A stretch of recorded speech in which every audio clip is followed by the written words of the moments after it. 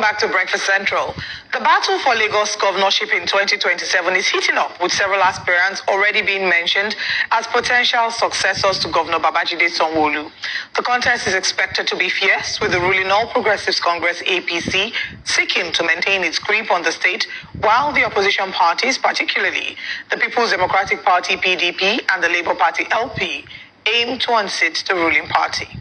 Some notable names that have come up are Senator Mukail Adetokunbo Abiru, APC, former Governor Kinwumi Ambode, also of the APC, the current Deputy Governor, Dr. Kadiri Obafemi Hamzat, also of the APC, and also Honorable Femi Gbajabiamila, Honorable Ashiru Obasa, Seyi Tinubu, and Labour Party's Badebo Roads Viver. To join us discussing the projections and fate of Lagos State in 2027 is the Chairman, African Democratic Congress, Lagos State, George Ashiru. Good morning, and thanks for joining us. Good morning. How are you? It's been a while. Compliments of the season. Compliments of the season to you as well. Let's, kick off by talking about, some of these names that have been called, all of them, pretty much very familiar to Nigerians and, of course, Lagos State residents. Is it too early from your perspective to even be talking about elections in 2027? No, we're already in 2025, and naturally, politically, you have to start hedging your bets. You have to start thinking of who will be the next leader of the various states, and of course, the federal government, because primaries will hold in 2026, which is a year from next few days. And in each of the various parties, the various primaries will start from the local government congresses and go all the way to state congresses. And then that's where you begin to see where the chances and opportunities are for both the parties and the individuals that are showing interest. So it's not abnormal. And of course, the ruling party is presumed to have the advantage. And so people are already looking at someone who is going to have finished his 8 years. So he's not coming back. So clearly, it is now, you have what we call lame duck governorship, which means, look, you are no longer going to be relevant 9 months down the line because somebody else is going to take over. And so it's natural for people to start speculating. However, speculating could go horribly wrong, as we found out in the case of Ambode, which means parties have other candidates. And right now, some people really, truly want change, and so at every level, including even the ruling party, having to worry about whether or not it can retain this very seat that they're talking about.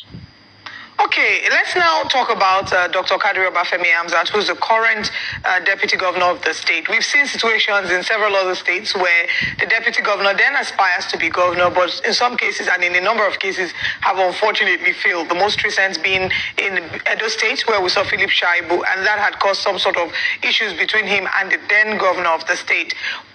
Dr. Kadiri Obafemi Hamzat, this will not be, if he does run, this won't be his first time. He's a former governorship candidate. Do you see him running? And if you do you think that there are strong chances for him in the Lagos State governorship? Dr. Hamzat, I've had the opportunity of meeting him. He's a good gentleman. I'm sure very qualified from the point of view of the party that he represents.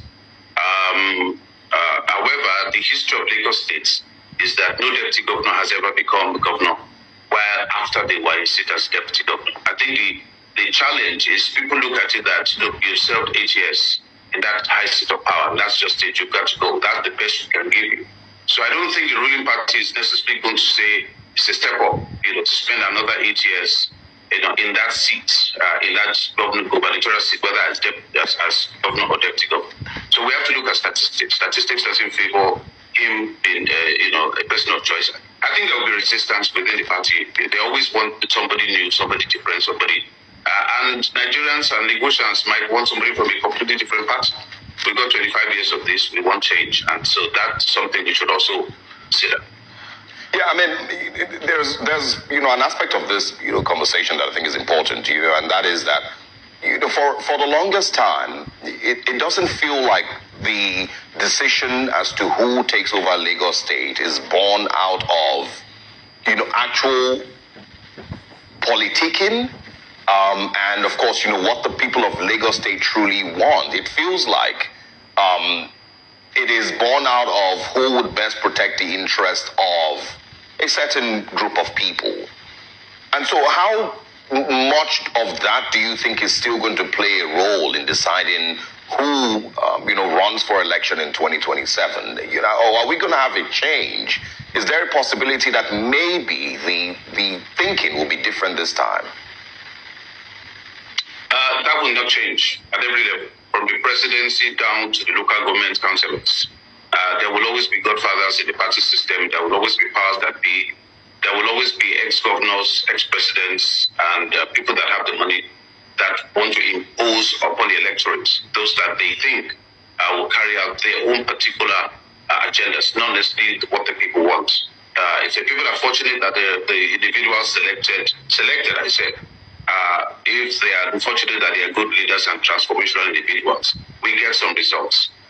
In 80% to 90% of the cases, the history of Nigeria has shown us that accidental leaders produce accidental results.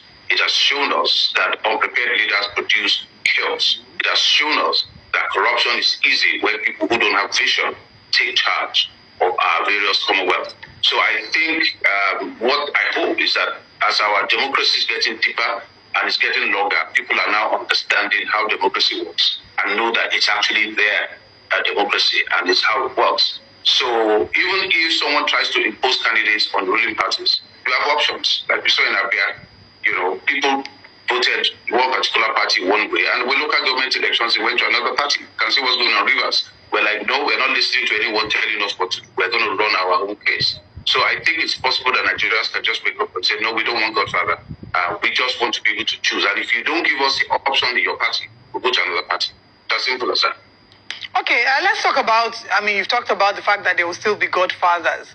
The major father of the nation right now, of course, is President Bola Ahmed Tinubu, and there have been rumors, I would call them rumors for now, about his son being tipped for Lagos State Governorship. And there's an organization, they call themselves the Coalition of Nigerian Youth Leaders. It's a body comprising of groups from across the 6 geopolitical zones. They have endorsed Seyi Tinubu for governorship of Lagos State, and they announced this after an extensive meeting in Owerri. What are the chances, first of all, of Seyi Tinubu actually running for office in Lagos State? Or do you just think this is all a joke?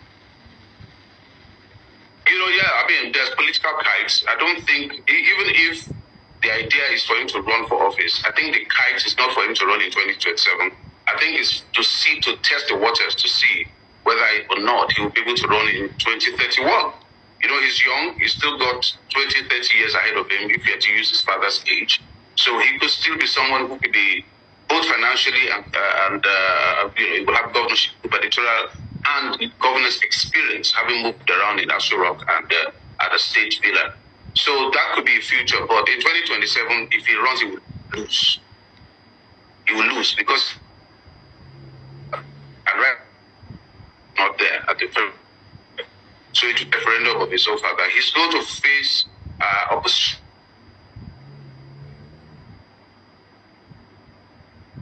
Okay, we seem to be having a challenge with the connection with George Ashiru this morning, but we're mostly centered around the conversation on the recent discussions concerning Lagos State governorship. As 2027 fast approaches, as we are pretty much familiar with, the final 2 years really is when the politicking starts, for the next election. Right. Of course, and heats up, very, very much in the last year before the election. So, and all the speculations of who will run and who wouldn't run, of course, it's not surprising that they've started. For example, in the Seyi Tinubu situation, whilst we have these youths who have endorsed him and friends of Seyi Tinubu, I think they call them firsts, who have also endorsed him. Joy Bukwe has come out in to say that this is a ploy to distract or to bring down President Bola Ahmed Tinubu, that the faceless people who are pushing the agenda of Seyi Tinubu for governor are, of course, doing this to bring down President Bola Ahmed Tinubu. But we would explore more options. I believe that we have Mr. George Ashiru back. Yep. Yes, sorry about that network issue here. Okay. So, I mean, I can continue with what I said. Yes. I think essentially that Nigerians are not ready for that kind of ghost-to-ghost hookup. You know, you just kind of like create a dynasty.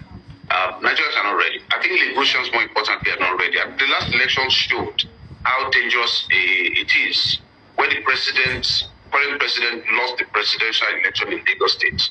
That is a referendum on you. And now if you try to impose your son, one way or the other, that could be very disastrous for your own presidential election.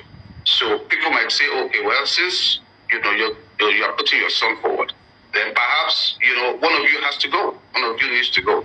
So I would seriously advise that if President Tinubu happens to win re-election, and then he does well over a period of 8 years, that could then help the son in the future. But I think in the middle of when Nigerians are really suffering, people are going to see it as a double whammy. You're punching us with your policies, and then you're not imposing your genetic inheritance and legacy so that it becomes cemented, in our next generation.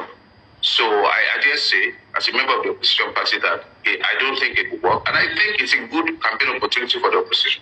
I think strong opposition will definitely use it as a campaign fodder and say, okay, you guys, this is what you really want, this is your future, and people are going to rebel. All right. So it's something that should be thought through. Okay, the APC governorship in Lagos State have already distanced themselves from it. Joe Ibukwe has criticized it and said it's just a ploy to bring down President Bola Ahmed Tinubu and it's a distraction of some sort. But let's talk about the former governor of Lagos State, who surprisingly served one term, former governor Akinwumi Ambode. There also have been some speculations about the potential of him coming back. He was applauded for his first term in office and the development that he brought to Lagos State, which was why it was very surprising that he wasn't allowed to run for his second term, or he wasn't given the mandate for a second term. Do you see that being a conversation that will be revisited in 2027? One of the things that people need to know about Lagos is that Lagos is very sophisticated, and people like to move on. People that don't always like to go back to the past. I don't think that Mr. Ambode is what the APC would want. Because I keep saying the same thing. The reason for which you rejected it, you have given it as a campaign material for your opposition. Why did you reject him in the first place, and now you want to impose him back on us? I think it would be better for Mr. Ambode to actually go to another party. That's just my opinion. He would do well, then he can campaign clearly and say, look, I have ideas and I know what I want to do, but the party don't want me to carry it out. But to stay within the party after the embarrassment he went through, and then now say, okay, let me try. And the same party now says, okay, let us now impose him back again on the people. These are things that I think good and ambitious politicians should think through before they make decision whether they want to run based on history. But I do think that he's a good gentleman, and I think that as an individual that is, and I think that he had his own style of governance, but I don't think he's a party person. I don't think he played the role in the party that the party wanted, which is why the party primaried him out. So if they decide now, that means they've run out of candidates. If they are still recycling people within that party, that means they've run out of good quality candidates from within the party, and that's not a good thing for them. By now, there should be a leadership track. There should be a lot of people that we can see or hear about. But there's one thing I've noticed about the ruling parties, that they keep recycling the same old people. It's either they were former commissioners, or they were former this, or former that, Look at the change Americans wanted when they wanted Trump. They wanted to move completely out of line to something completely and utterly unpredictable, something different. That's what the world is looking for right now. Utterly different type of leadership, a different style completely and utterly.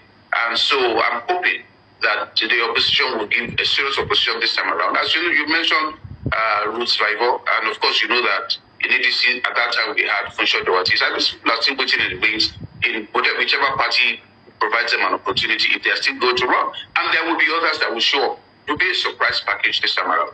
If, just like you said, that he should move, which party would you advise him to move to? Akinwumi Ambode, of course. He can come to ADC now. He can come to my party.